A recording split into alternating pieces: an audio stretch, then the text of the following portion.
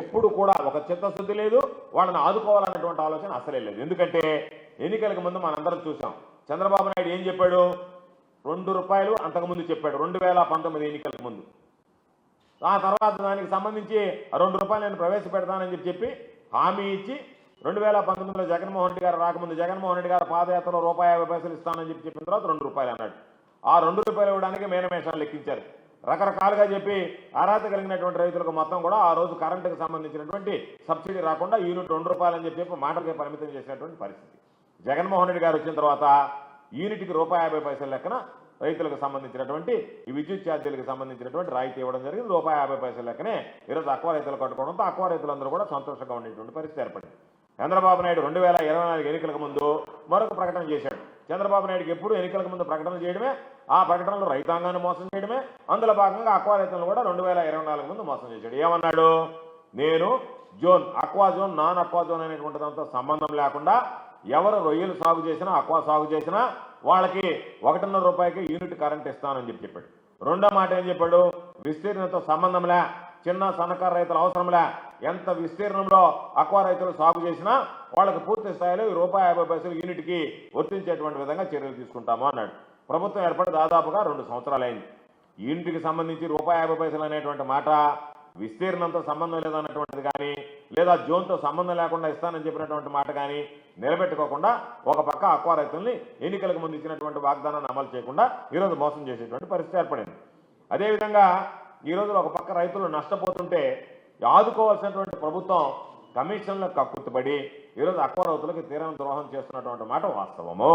కాబట్టి జగన్మోహన్ రెడ్డి గారి హయాంలో చూసాం, జగన్మోహన్ రెడ్డి గారి హయాంలో ఫీడ్ ధరలు పెంచకుండా దాదాపుగా 3 సార్లు ఈ ఫీడ్ మ్యానుఫ్యాక్చరింగ్ యూనిట్స్ ఏదైతే ఉన్నాయో వాళ్ళు 3 సార్లు పెంచడానికి ప్రయత్నం చేస్తే ఆ రోజు జగన్మోహన్ రెడ్డి గారు అక్వా రైతుల పక్షాన నిలబడి ఆ రోజు ఖచ్చితమైనటువంటి అధికారులకు కానీ మంత్రులకు కానీ ఆదేశాలు జారీ చేసి ఎట్టి పరిస్థితుల్లో కూడా అక్వాకు సంబంధించినటువంటి ఫీడ్ రేట్లు పెంచడానికి వీలు లేదు అని చెప్పిన మీదట ఆ రోజు ప్రభుత్వం వాళ్ళ మీద మీరు అక్వా ఫీడ్ పెంచితే సరైనటువంటి నిర్ణయం కాదు కాబట్టి అది మంచిది కాదు అని చెప్పి వాళ్ళకి చెప్పిన మీదట ఆ రోజు అక్వాకు సంబంధించినటువంటి రేట్లు ఇప్పుడు కూడా పెరిగేటువంటి పరిస్థితి ఏర్పడలేదు.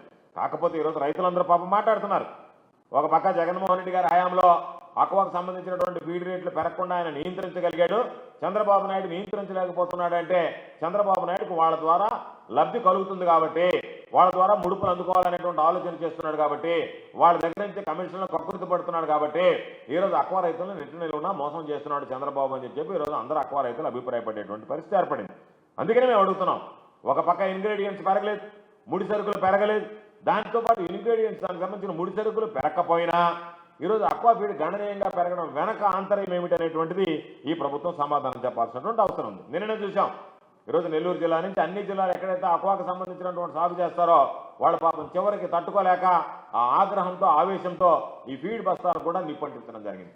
నిరసన జ్వాలల్లో ఈరోజు మనం ఒకసారి చూస్తే ఎంత కడుపు మండితే అక్వా రైతులకి ఈ విధంగా వాళ్ళ రోడ్డుకి వాళ్ళ తీవ్రమైనటువంటి నిరసనని తీవ్రమైనటువంటి ఆగ్రహాన్ని వెలిబుచ్చారనేటువంటిది నిన్న జరిగినటువంటి అనేక విషయాలు మనం చూసాం. కాబట్టి ఈరోజు ఒక్కసారి చూస్తే ఫీడ్ కంపెనీలు మాత్రం ఎప్పటికప్పుడు లాభాలను పెంచుకుంటూ లాభాల బాటిన పడుతూ ఈరోజు వాళ్ళు మాత్రం కోట్లాది రూపాయలు ఆర్జిస్తున్నా కష్టపడి చెమట ఓడ్చి కష్టపడేటువంటి రైతు మాత్రం ఈరోజు పాపం అప్పుల్లో కూరుకుపోయేటువంటి పరిస్థితి ఏర్పడింది. కొంతమందికి పెట్టిన పెట్టుబడులు రావడం లేదు, ఒక్కొక్కసారి పంట ఏదన్నా హెచ్చుతగ్గులు ఏర్పడుతుంది. ఎందుకంటే లైవ్ సంబంధించినటువంటి పంటలు కాబట్టి మామూలుగా ముడి సరుకు మామూలుగా పండేటువంటి పంటల్లాగా కాకుండా అవి ప్రాణంతో ఉండేటువంటి కాబట్టి ఏ చిన్న కాస్త హెచ్చుతగ్గులు వచ్చినా వాతావరణంలో ఒడిదుడుకులు వచ్చినా చనిపోతాయి. కాబట్టి రైతులు తీవ్రంగా నష్టపోతారు. ఒక పక్క వాటన్నిటిని అధిగమిస్తూ భరిస్తూ ఒక పంట నష్టపోయినా రెండో పంటలో మరలా ఆదాయం వస్తుందని ఆశపడేటువంటి అక్వా రైతులకి ఈ ప్రభుత్వం అక్వా ఫీడ్ పెంచుతూ తీసుకున్నటువంటి నిర్ణయం వల్ల ఈరోజు తీవ్రమైనటువంటి ఇబ్బందులు పడేటువంటి పరిస్థితి ఏర్పడింది. అదేవిధంగా చెప్తున్నారు రైతులు కూడా, అయ్యా ఇంతకుముందు కౌంటుకి తేడా ఉంటే 100 కౌంటు లెక్కేసుకుంటే ఆ 100 కౌంటు నుంచి మామూలుగా నెక్స్ట్ వేరే కౌంటు దగ్గరికి వచ్చేటప్పటికి 20 నుంచి 25 రూపాయలు 30 రూపాయలు కూడా తేడా ఉండేటువంటి పరిస్థితి ఉండేది. ఇప్పుడు కేవలం 10 రూపాయలు మాత్రమే తేడా పెట్టడం వల్ల రైతులు ఒక పక్క రేట్లు పడిపోతూ నష్టపోతున్నారు. దానితో పాటు ఆ తేడాలో కూడా తారతమ్యత ఏదైతే ఉందో అది గతంలో మాదిరిగా లేకుండా తగ్గిపోయినందువల్ల రైతు ఈరోజు నష్టపోయేటువంటి పరిస్థితి ఏర్పడిందని చెప్పి ఒక పక్క రైతులు చెబుతూ బాధపడుతూ ఉంటే, ఒక పక్క అక్వాకు సంబంధించినటువంటి ధరలు తగ్గుతూ ఉంటే, బేసిక్ ప్రైస్ తగ్గిస్తూ ఉంటే, దానితో పాటు ఈరోజు అక్వా సంబంధించినటువంటి ఫీడులు పెంచడం అంటే మీరు అక్వా రైతుల మీద వాళ్ళ మీద పాపం మీరు తీరనటువంటి దాడి చేసినట్టు లెక్క, వాళ్ళ నెట్టనిలో మోసం చేసినట్టు లెక్క అని చెప్పి ఈ సందర్భంగా నేను తెలియజేస్తున్నాను.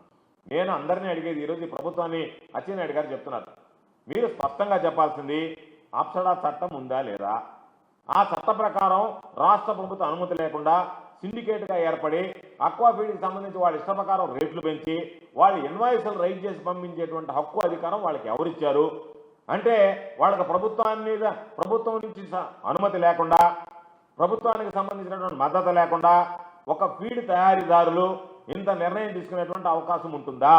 కాబట్టి ఖచ్చితంగా ప్రతి ఒక్క రైతు కూడా మాట్లాడేటువంటి విషయం ఇది. ప్రభుత్వ ప్రోత్సాహంతోనే చంద్రబాబు నాయుడికి సంబంధించినటువంటి ఆయన అనుయూయులు అందరూ ఉన్నారు కాబట్టి వాళ్ళకి లబ్ధి చేకూర్చాలి, దానితో పాటు తాను కొంత కమిషన్లు కొట్టేయాలనేటువంటి ఆలోచనతోనే ఈరోజు దీనికి సంబంధించినటువంటి ఈ పెంపుకు శ్రీకారం చుట్టారనేటువంటిది రైతులు బహిరంగంగా మాట్లాడుకునేటువంటి పరిస్థితి ఏర్పడింది. లేకపోతే ఆ రోజు మా ప్రభుత్వం అధికారంలో ఉండేది, మేము అదే చెప్తున్నాం. జగన్మోహన్ రెడ్డి గారు ముఖ్యమంత్రిగా ఉన్నాడు.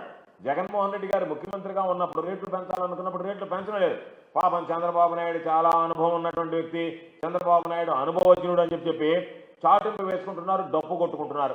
మీ అనుభవం, మీ చాటింపు అంతా కూడా చంద్రబాబు నాయుడు గారి అనుభవం, ఆయనకున్నటువంటి ఆయన చెప్పినట్టుగా ఆయన ఎంత అనుభవజ్ఞుడు అని చెప్పుకునేదంతా కూడా జనాల మీద పడి దోచుకోవడానికి పనికొస్తుంది తప్ప ఎవరైనా ఆదుకోవాలి, అండగా నిలవాలి అనేటువంటి ఆలోచన ఏ రోజైనా చంద్రబాబు నాయుడు గారు చేసేటువంటి పని ఉందా? జగన్మోహన్ రెడ్డి గారు చేసేటువంటి గర్వంగా చెప్పగలం. ఈరోజు మేము మాట్లాడడం కదా, రైతులు మాట్లాడుతున్నారు. కూటమి ప్రభుత్వంలో భాగస్వాములైనటువంటి రైతులు తెలుగుదేశం పార్టీతో సహా ఈరోజు నిన్నటి నుంచి మాట్లాడుతున్నారు. జగన్మోహన్ రెడ్డి గారి హయాంలోనే అక్వా రైతులకు మేలు జరిగింది, అక్వా రైతులకు జగన్మోహన్ రెడ్డి గారు అండగా నిలిచాడు.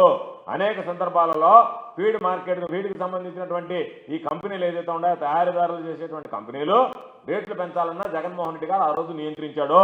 దానివల్ల ఆ పార్టీ ఈ పార్టీ లేకుండా ఈ రాష్ట్రంలో అక్వా రైతులు అందరం బాగుపడ్డాం, అక్వా రైతులు సంతోషంగా ఉండగలిగాం. 1.5 రూపాయలకి కరెంట్ ఇచ్చాడు, మాకు రేటు గణనీయంగా ఆ రోజు ఉన్నది. దానితో పాటు ఈరోజు ఫీడ్ పెంచకుండా చర్యలు తీసుకున్నాడు. దానివల్ల ప్రభుత్వ ప్రోత్సాహం, ప్రభుత్వ మద్దతు ఉన్నది కాబట్టి అక్వా రైతులను, అక్వా పంటను కొనసాగించగలిగాం. ఈ 2 సంవత్సరాల్లో మేము కుదేలవుతున్నాం. దానితో పాటు ఈరోజు మూలిగే నక్క మీద తాటిపండు పడ్డట్టుగా ఈరోజు మరలా ఈ ఫీడ్ రేట్లు పెరగడంతో తీవ్రమైనటువంటి సంక్షోభంలో ఈరోజు అక్వా రంగం కూరుకుపోయేటువంటి పరిస్థితి ఏర్పడింది.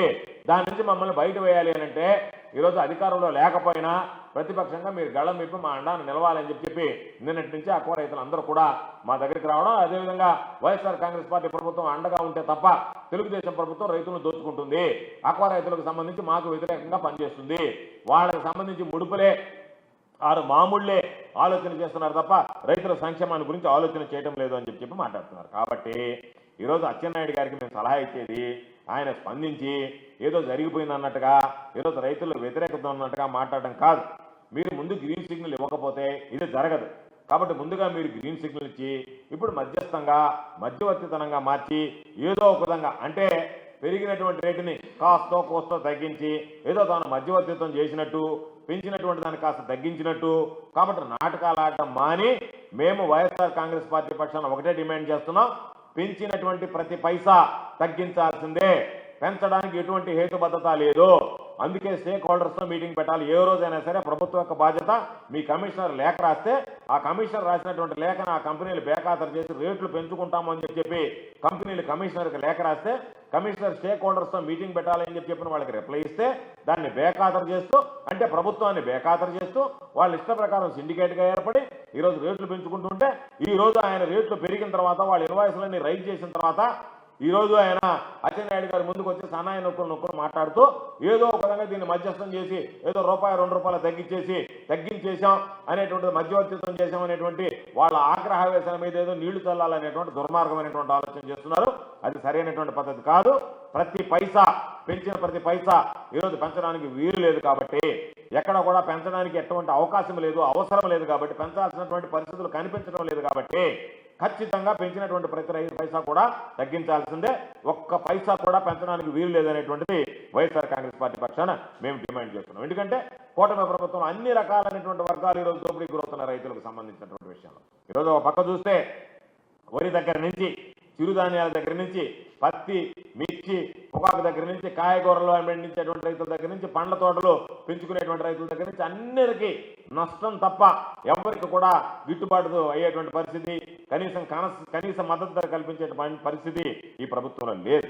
కాబట్టి ఇటువంటి పరిస్థితుల్లో అందరూ రైతుల పాపం నిరాశ నిస్పృహతో ఉన్నటువంటి నేపథ్యంలో అక్వా రైతుల మీద కూడా ఈరోజు మీరు కక్ష సాధింపులకు పాల్పడినట్టుగా, వాళ్ళ మీద కక్ష తీర్చుకున్నట్టుగా, మీ లాభార్జన కోసం మీ ధనార్జన ధ్యేయంగా మీరు వాళ్ళ మీద పాపం పంచి ఈరోజు ఒక్కసారిగా ఫీడ్ పెంచితే ఫీడ్ అనేటువంటిది ప్రధానమైనటువంటి ఖర్చుతో కూడుకున్నటువంటి వ్యవహారం కాబట్టి వాళ్ళ ఖర్చులు ఇబ్బడముబ్బడిగా పెరిగితే ఇప్పటికే నష్టాల ఊబిలో ఉన్నటువంటి వాళ్ళు, తీవ్రమైనటువంటి నష్టాల్లో ఉన్నటువంటి వాళ్ళు, కష్టాలు పడుతున్నటువంటి అక్వా రైతులు కోలుకునేటువంటి పరిస్థితి లేదు కాబట్టి మేము వైఎస్ఆర్ కాంగ్రెస్ పార్టీ పక్షాన ఒకటే డిమాండ్ చేస్తున్నాం.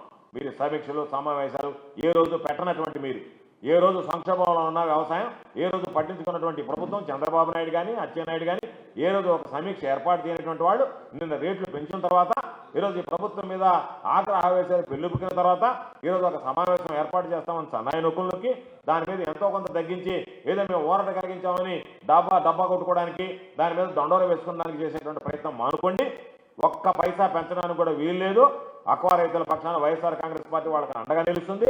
తప్పనిసరిగా మరలా చెప్తున్నా, మీరు ఈ పంతాన్ని మార్చుకొని మీరు ఆ బుడుపులు తీసుకునేటువంటి వ్యవహారానికి స్వస్తి పలికి రైతుల దగ్గర పెంచినటువంటి ఈ అక్వా రైతులకు సంబంధించి మీరు పెంచినటువంటి రేట్లు ఏదైతే ఉన్నాయో వాటిని తగ్గించేంత వరకు వైఎస్ఆర్ కాంగ్రెస్ పార్టీ పోరాడుతుంది. లేదు మీరు తగ్గించకుండా ఇదే పంతాన్ని కొనసాగిస్తామంటే మాత్రం అక్వా రైతులకి అండగా నిలబడి వాళ్ళ పక్షాన వైఎస్ఆర్ కాంగ్రెస్ పార్టీ ప్రభుత్వం మెడలు వంచి చంద్రబాబు నాయుడు మీద ఒత్తిడి పెంచి ఖచ్చితంగా అక్వా రైతులకు అండగా నిలిచి అక్వా రైతులకు సంబంధించినటువంటి పెరిగినటువంటి ఫీడ్ ధరలు ఏదైతే ఉన్నాయో అక్వా ఫీడ్ ధరలు అవి తగ్గించేంత వరకు వైఎస్ఆర్ కాంగ్రెస్ పార్టీ పోరాటం కొనసాగిస్తుందని చెప్పి ఈ సందర్భంగా తెలియజేస్తాం.